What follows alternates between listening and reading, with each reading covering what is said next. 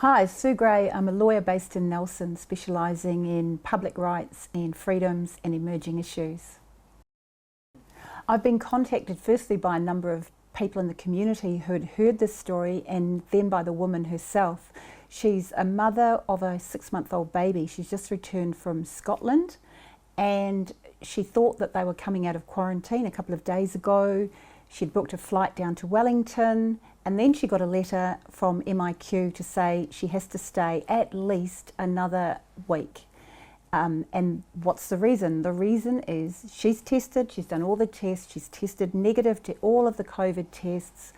Her baby wasn't required to have any tests done because he was under 6 months.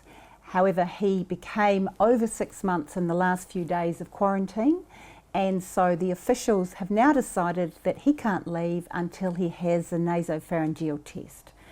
Now, as a mother, she's obviously really concerned, firstly about why he needs the test, because they've been together in quarantine for 2 weeks anyway, and he hasn't had any contact with anybody else. None of them are sick or have shown any signs of the symptoms, and she's got no symptoms herself. But also, the test is invasive, it's painful. I've talked to people who've had the test and they say it's not a nice test. She's saying, well, I don't want that test done on my baby. I'm happy for him to do a saliva test or one of the other tests, but I do not want that invasive test. It's almost like the officials are bullying her because she said no.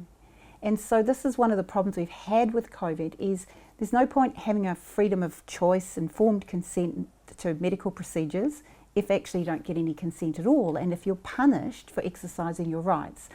And you would have thought that in this situation, the risk from the baby is extremely negligible. Their own data, their own brochures say that babies under 6 months don't need to be tested. The baby's turned 6 months while he's been in quarantine. What exactly is the risk? And what exactly is the justification for keeping them longer? They've been told that they must now stay at least until the 8th of March. And there's no guarantee even getting out then, even if he tests negative. The whole tone of the correspondence is horrible. So this mother and her baby are in Auckland at the MS Social Hotel there. I'm not sure. There was another case of a woman who didn't want to have the testing for herself, which is a slightly different situation. I think she was held something like 28 days and then released just recently. But this woman has had the testing for herself. She just wanted to protect her young baby. The other thing that's going on here, they're in a room without any windows. She's been asking for exercise and some fresh air for herself and her baby. The only fresh air, well, it's not fresh that's been offered, the only alternative is to go in the smoker's room or to go in the underground car park. So it's almost humane, degrading treatment as well, to tell a mother that the only place she can take a baby out of this small windowless, well, it's got windows but no opening windows room, is the smoker's room. What's going on to New Zealand? Where has common sense gone? The law always gives discretion to officials to exercise good judgment.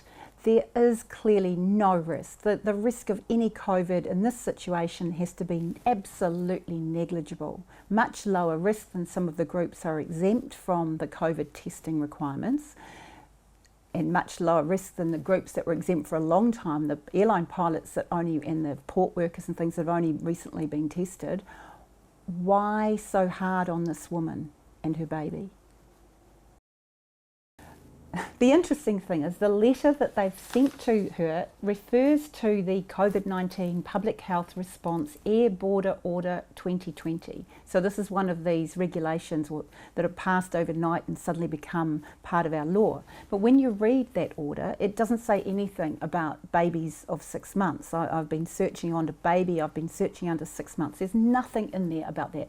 The thing about babies under 6 months not being tested is a decision, a policy decision by the officials.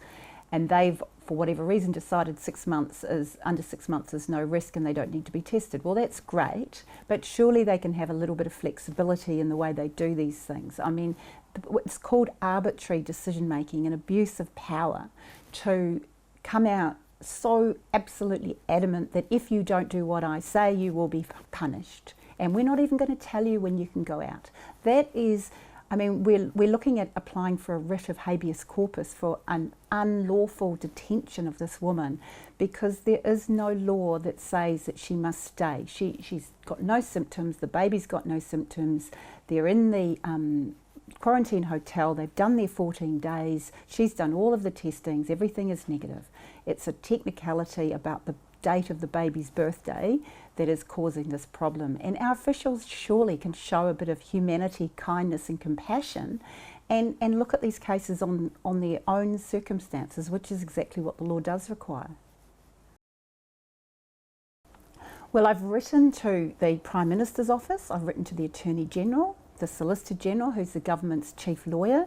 I've written to the Minister of COVID, and I've written to Ashley Bloomfield, and I've asked them to urgently review this file and please get back to me. I asked them to get back to me by noon today. I haven't heard back yet. I'm hoping that they are addressing this and that they will get back to me. I've been in contact with some of the same people today, so I know they're in their offices. I know that they can get back to me if they want to.